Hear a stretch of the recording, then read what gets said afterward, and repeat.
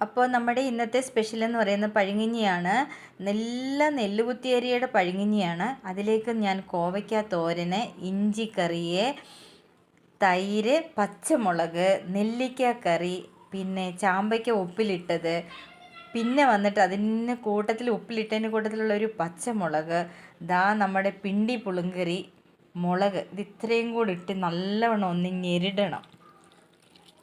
എല്ലാം കൂടെ ചേർത്തിട്ട് ആ മുളകുണ്ടല്ലോ, ആ മുളക് അങ്ങോട്ട് ഉടയ്ക്കണം. ഇതിനകത്തോട്ട് മുളക് അങ്ങോട്ട് ഉടച്ച് ഇപ്പോഴേ വായിൽ വെള്ളം വരുന്നു. നമുക്കൊന്ന് കഴിച്ച് നോക്കാം. എന്താ രുചി!